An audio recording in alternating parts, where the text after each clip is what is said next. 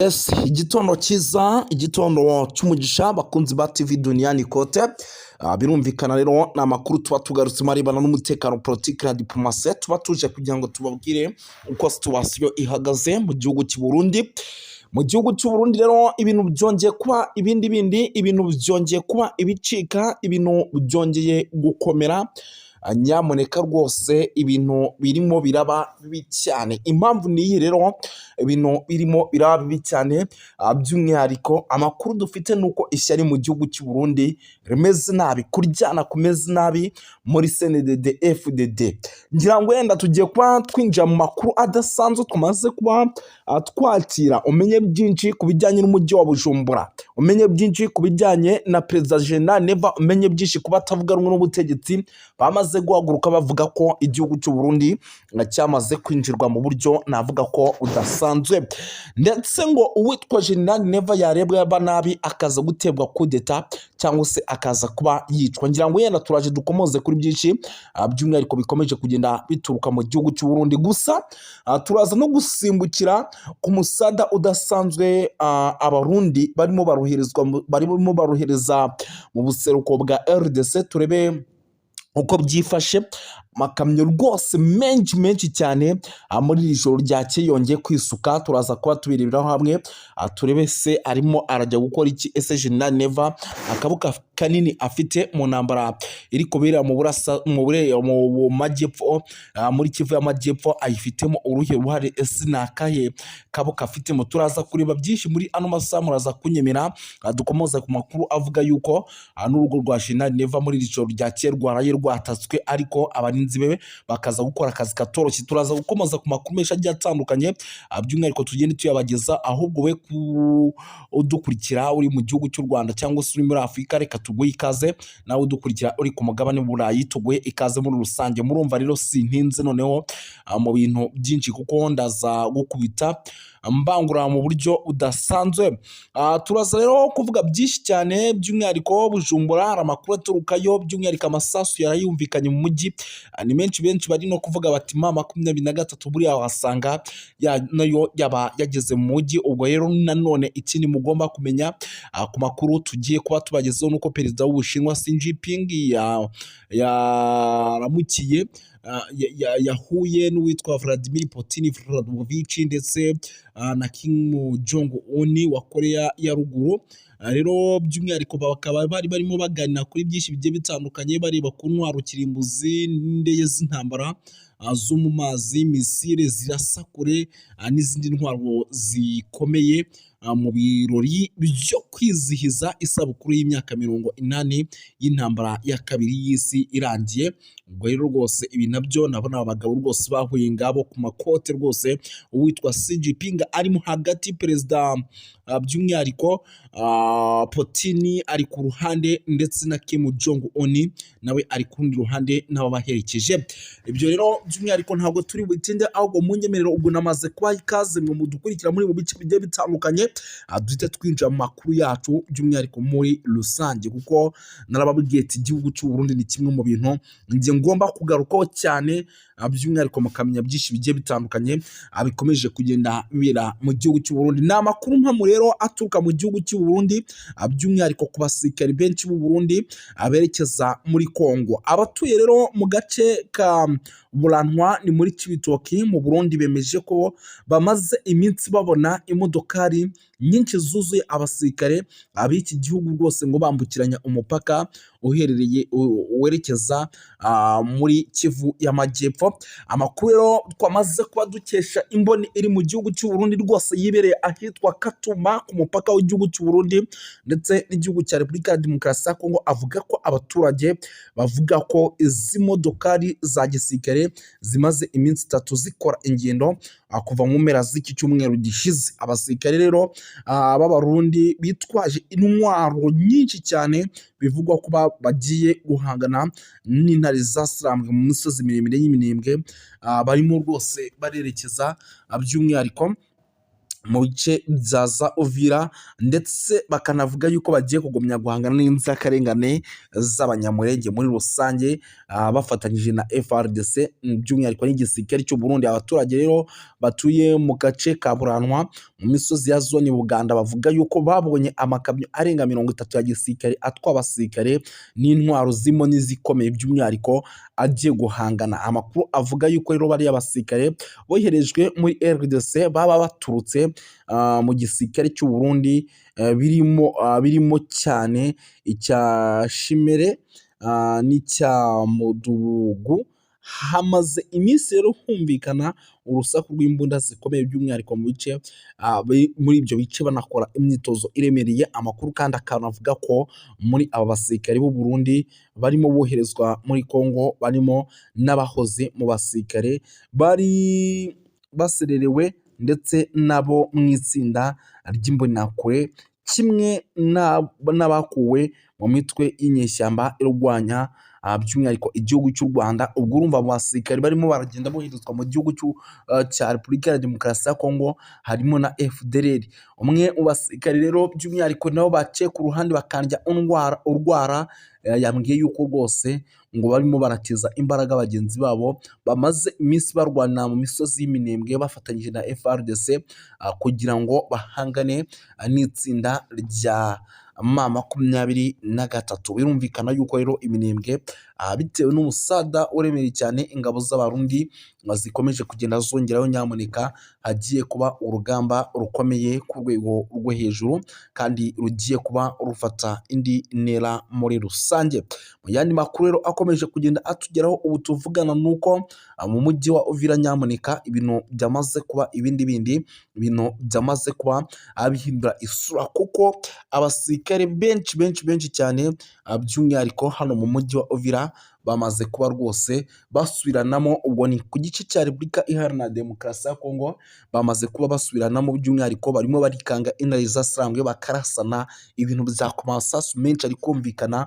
Ubwo n'abasirikare b'abarundi byumvikana yuko nabo bamaze kugera kuri tere y'imirwano, bakomeje kugenda bahangana n'aya masasu y'abazalendo ndetse na za FDLR, ari nako banerekeza mu bice by'iminimo ahitwa za Rugezi ndetse na za Mikenge, kuko ubu tuvugana niho urugamba rudasanzwe rukomeje kubera. Ndaje natire umuvandimwe nawe mu kanya gato by'umwihariko akomeje atubwira byinshi, ariko reka mbabwire i Bujumbura rero amasasu menshi yongeye kumvikana by'umwihariko igisirikare cy'u Burundi rwose ngo cyongeye kwikanga duyi kirarasa. Niba abasirikare n'ubundi barimo barazenguruka mu mujyi wa Bujumbura basa nk'abambaye rwose imyenda ya gipolisi ariko ishaje. Abangaba rero ngo bakaba bamwe mu bantu bari kuzunga igihugu cy'u Burundi ndetse bakanikanga yuko ari abarwanyi ba Red Tabara cyangwa se intare zasarangwe bamaze kuba bagera mu mujyi wa Uvira. Ubwo rero urumva yuko umujyi Bujumbura nayo ifite ikibazo gikomeye ndetse iri mu kaga gakomeye cyane. By'umwihariko rero ibintu bikomeje kugenda bikomera ariko kandi bifata indi ntera. Ubwo rero intare zasarangwe ziramutse zagezeyo, urumva ni ukudiporoyinga ku gice kimwe nabo badiporoyinga iwabo. Ibintu byakomeye. SNDD FDD nayo ikomeje gushinza uwitwa General Neva by'umwihariko gukora ubugambanyi cyangwa se kugoma kohereza abasirikare mu buseruko bwa Kongo mu buryo butemewe n'amategeko. Ubwo rero mu makuru namaze kwakira by'umwihariko ibintu navuga ko byamaze kuba bihindura isura ku gice by'umwihariko cya General Neva, kuko aha naho hashobora kuza guturika ubwicanyi navuga ko budasanzwe ku rwego rwo hejuru. Ibintu rero navuga ko bikomeye kandi bikomeje kugenda bifata indi ntera mu buryo navuga budasanzwe, kuko nimba abanyapolitiki batavuga rumwe n'ubutegetsi nabo batangiye kugenda basubiranamo, ibi biraza kuba bibi cyane. Tubone ahubwo guhangana hagati ku mpande zombi, tubone guhangana kuremereye cyane by'umwihariko kuri buri ruhande rwa leta y'u Burundi, kuko harimo abanyapolitiki batumva ibyo General Neva arimo arakora, ba Reverien Kuriyo n'abitwa Agathon Rwasa, aho bose bari kuvuga bati nyamuneka ibi bintu uri gukora ntabwo tubikeneye, igihugu ugiye kukirangiza. Ashishikaye yigarurira ibice nubwo habandanije habe gusotorana.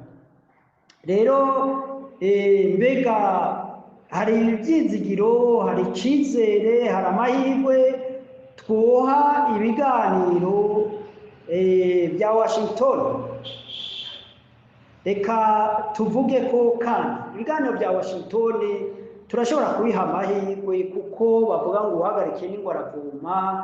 États-Unis ni igihugu gikomeye gihambaye ca mbere gifite igisirikare gikomeye ku isi, kivuga rikijana mu isi, kiri muri wa mugabane na bya bihugu by'abarongoye ordre mondiale hari uno munsi kuva inyuma y'intambara ya kabiri y'isi yose.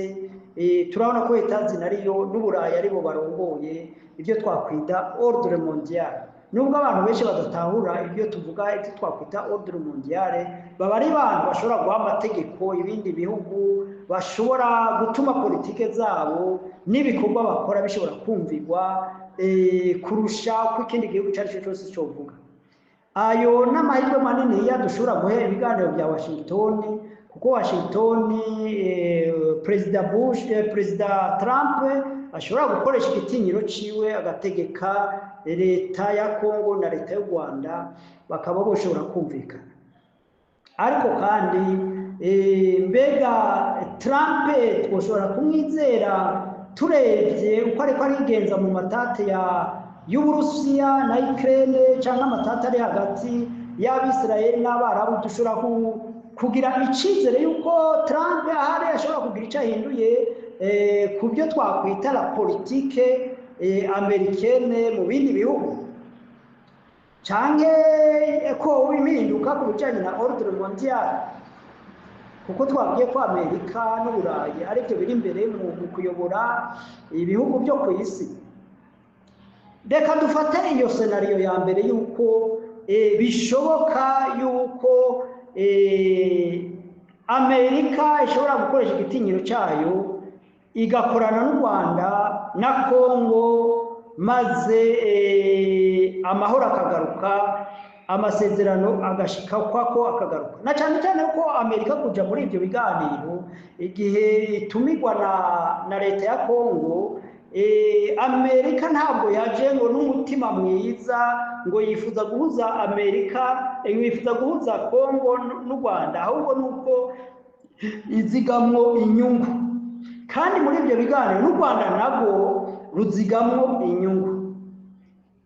Kandi amahoro n'umutekano bigarutse, ibyo ari byo byose ibihugu byose byo mu karere byabonamo inyungu. Ibyo rero ni igitekerezo gishobora gutuma dushobora guha icizere kininiya ibiganiro bya Washington, kuko ibiganiro bya Washington burya nibyo bidigita ibiganiro bya Doha. Nubwo abo bihuza batandukanye, ko urabona n'u Rwanda nubwo rutagaragara cyane canke Amerika, ariko Doha nabo nyene baba barimwo. Iyo leta ya Kongo na AFC M23 baganira Doha, n'u Rwanda ruba rufitemo intumwa, na Amerika n'ubumwe bwa Afurika, ubumwe bw'Uburayi, ibihugu byinshi babifisemo abarimwo kugira ngo les facilitateurs. Rero dushobora gutanga amahirwe menshi cyane, kandi niyumvira yuko byaba ari politike nziza Amerika ihinduye politike yayo ku mugabane wa Afurika, kuko cyane cyane twaba tubona ko Amerika yinjiye mu buryo bw'urucuruzi n'ibihugu bya Afurika nabyo bikaba byahabonera akoyoko mu gukora amasezerano na cyane cyane ashingiye ku byo urucuruzi.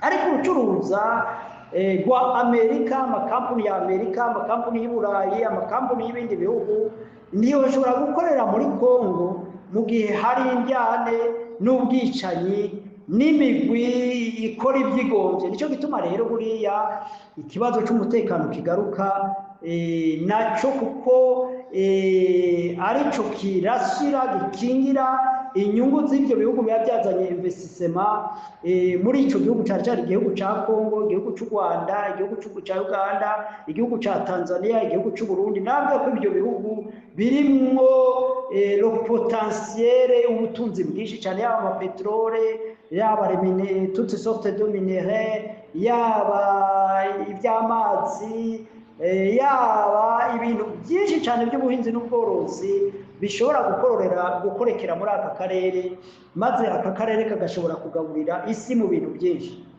nico gituma rero mubona ibihugu by'Iburayi, ibihugu bya Amerika, ibihugu by'Ubushinwa, ibihugu by'Uburusiya bitavyifuza gushingura ikirenge muri ibi bihugu by'ibiyaga bigari kubera birimwo n'ubutunzi bwinshi. Reka duha amahirwe ibi biganiro. Senariyo igira kabiri, mu gihe ibiganiro bitokunda noneho hakaba inzira yo gufata umuheto, ico gihe u Rwanda gobangaje, AFC/M23 yobangaje,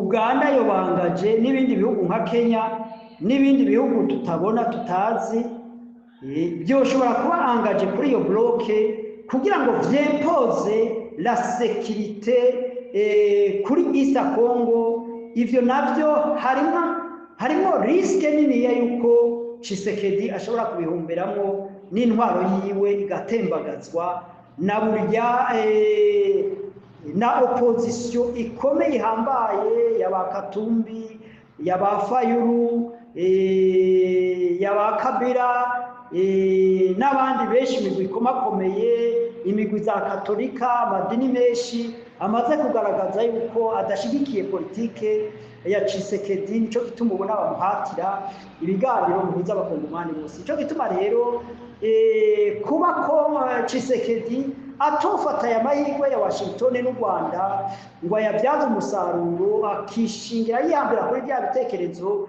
byo gutuza abanyarwanda bari mu burengerazuba bwa Kongo, bari avuga ikinyarwanda, avuga igiswahili, bishobora kumuberamwo umuzi w'umururazi n'ubutembagazi bwiwe n'intwaro yiwe igatembagara, kuko urumva hari ibihugu bikomakomeye bifite inyungu mu mahoro n'umutekano muri East Congo, na cyane cyane nababwiye ko ubu politike z'ivyo bihugu vyari biyoboye ordre mondiale biriko birahinduka, batakigomba gukorana n'abaperezida bari feke, abaperezida b'abanyantege nke, abaperezida badafite intwaro nziza, kuko nabo investissement zabo zija muri riske.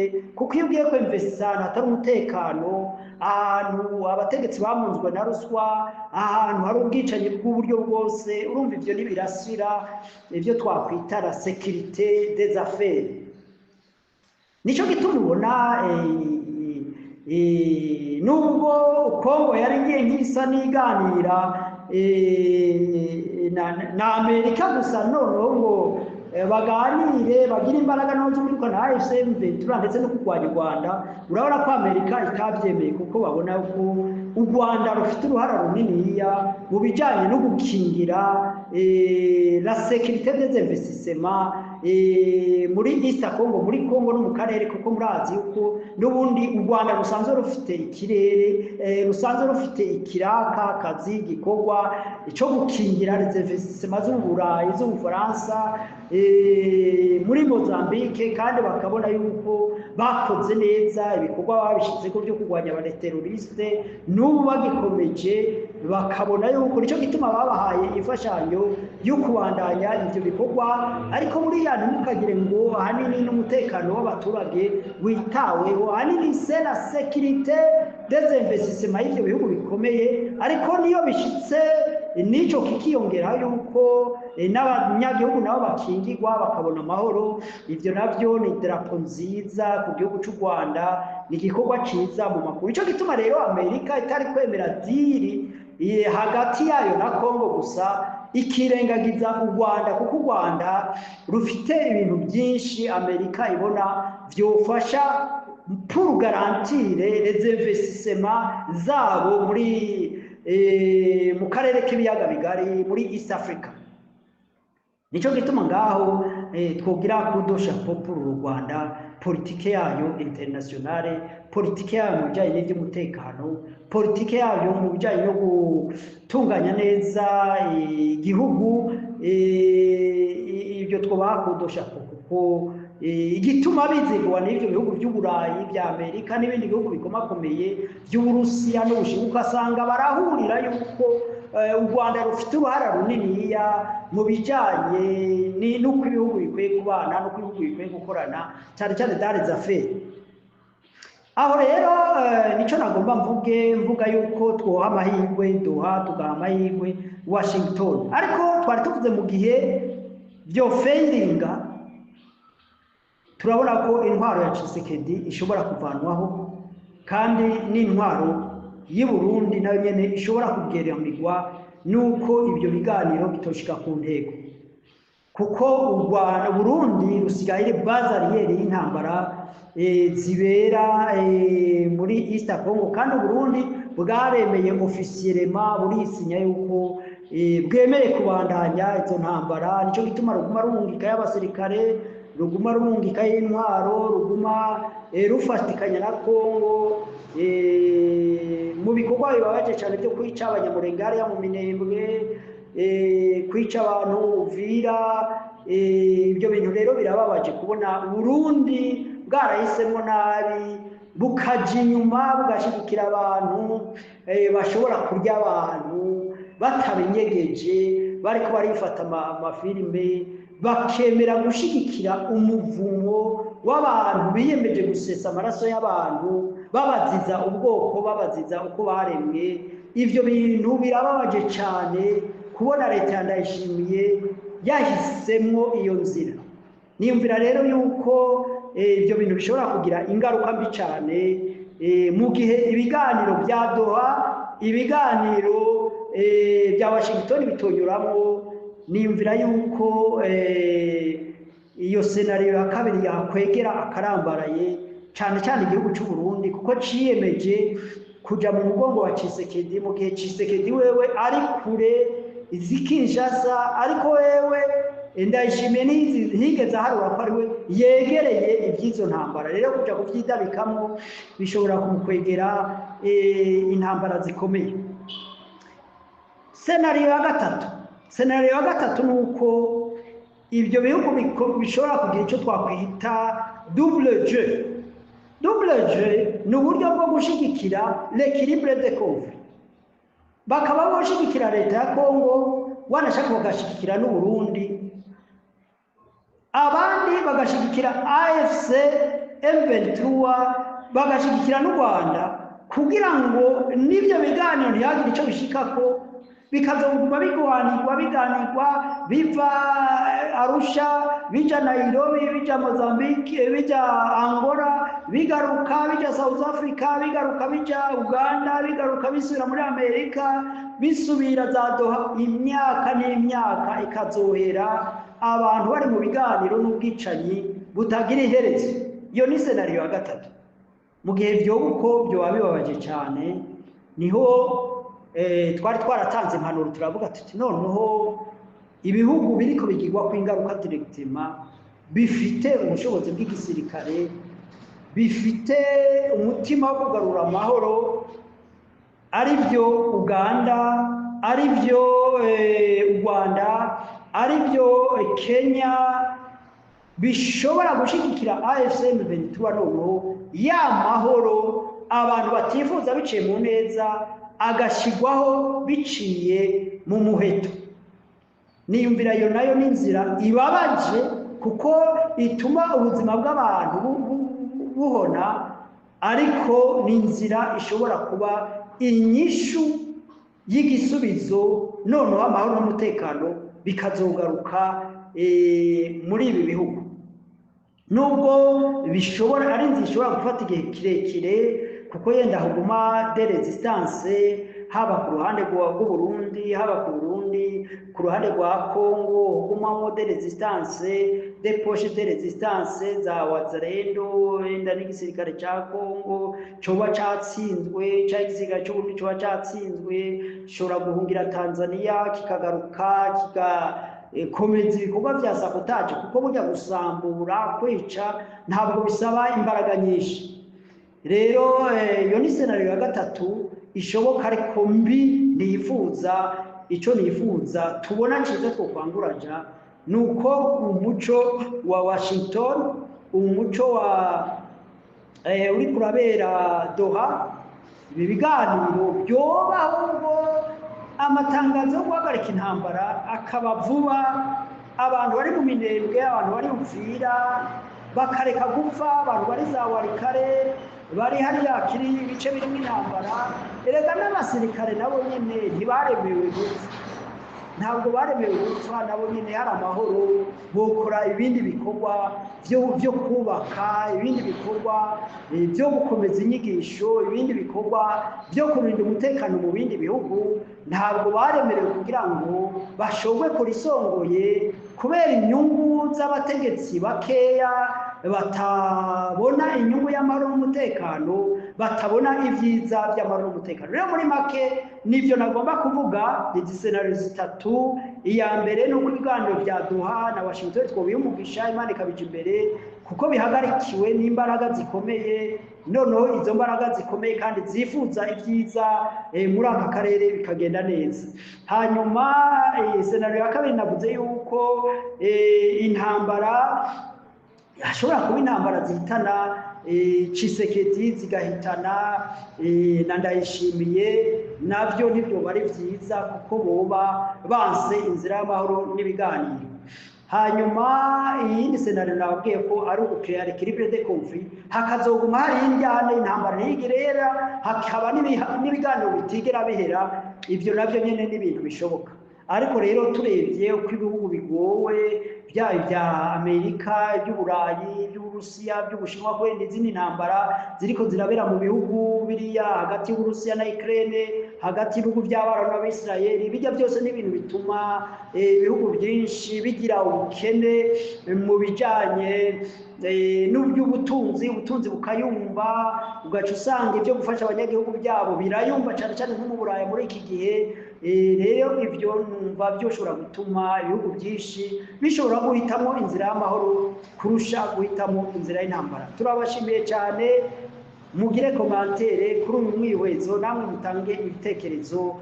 Ariko icyo twifuza guha amahirwe Doha, twifuza guha amahirwe Washington, hanyuma kandi na Tshisekedi yorohe, na Ndayishimiye yikuremo iby'umutima byo kurwana, by'intambara, byo kwiteranya n'u Rwanda, ibyo abihagarike, hanyuma amahoro n'umutekano bisasagare muri kano karere. Murakoze. Yesu abaha umugisha, Imana ibagire neza, musishikare kudukurikirana mu biganiro byacu no gusangiza ibi biganiro abandi. Imana ibaha umugisha.